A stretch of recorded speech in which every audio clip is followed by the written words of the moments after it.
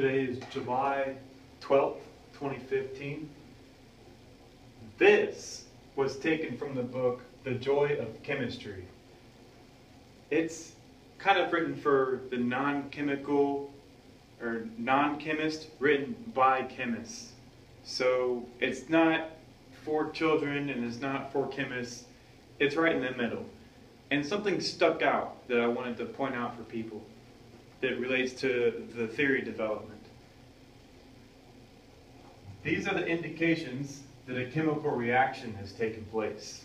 Okay? Number one, you can start out with one type of mineral or material and end up with another. Number two, this delta means change. So a change in temperature, which means a release of heat, also known as cooling down. Number three, or an absorption of heat, which would mean heating up, so exothermic and endothermic. I didn't write that on there.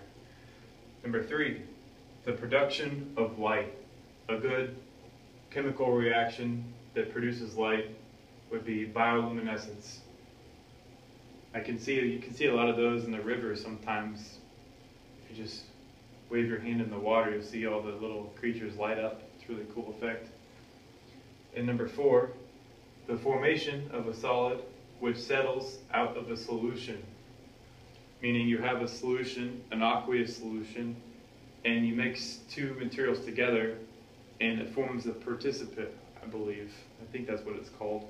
But it settles out into it. I think a lot of crystal growing little things for kids has that happen, where a solid settles out of a solution and the crystals can grow. And yes, I've done that before. So to relate the evidence for chemical reactions to stellar evolution and this theory called stellar metamorphosis, or GTSM for short, does it start with one type of material and end up with another?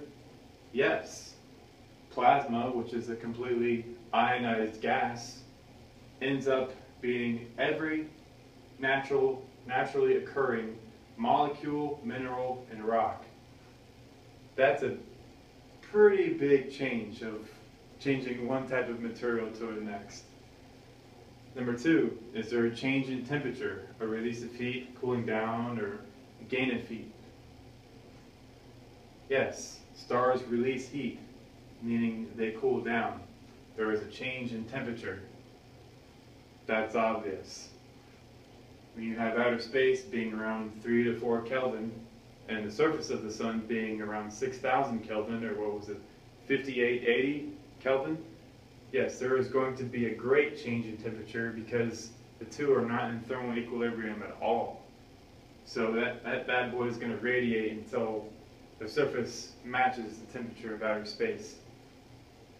Number three, stars radiate, the production of light. Stars radiate greatly when they're young, less and less as they evolve. Meaning the star is really big, hot, and bright when it's young, and as it cools, shrinks, and dies, loses mass to solar radiation, solar flare, CMEs, solar wind, it radiates less and less, meaning the production of light decreases. But that doesn't mean the rate of chemical reactions is decreasing per se, because a lot of the chemicals that are being synthesized in the outer reaches of the star are falling towards the center of the star. Number four, the formation of a solid which settles out of a solution. That's a pretty big one, which I'm actually quite surprised the chemists haven't understood or even figured out. Rocks and minerals settling out of a gaseous supercritical solution inside of the gas giant stage, forming land, mountains, ocean basins, coal. Every single solid material that naturally occurs is a result of chemical reactions. And I'm actually quite shocked as a geologist haven't even figured that out. But the fact is that the rock cycle doesn't include chemical reactions. The rock cycle is purely physical. You have sedimentary rock forming out of weathered rock, which then settles back down again. You have melting. You have,